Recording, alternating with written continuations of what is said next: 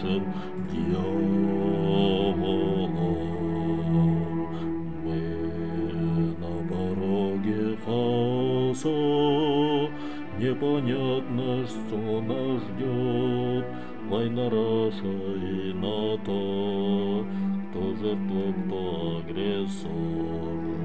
Может, Путин и США делят свои какие-то ценности. Может, политики и масоны мира всей земли решили, что ресурсов не хватит нам всех древних времен, даже всех племен.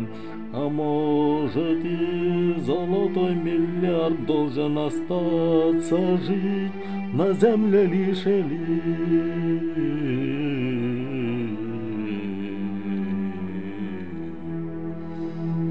И они хотят быть властью всех времен и всех народов, и владеть всем газом, нефтью, налогов, офшоров. Единороссы мобилизации хотят смерти россиян. Продались они Западу, а США НАТО отправляет воевать людей третьих стран. США клонит достичь власти в мире, спровоцировать всех подряд. Россию, Европу, Азию, чтоб всех уничтожать, владыкой мира стать.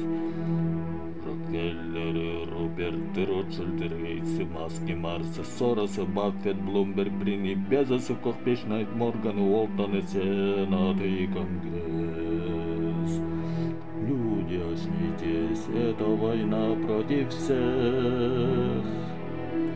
Кто не элита, кто не масон, олигарх.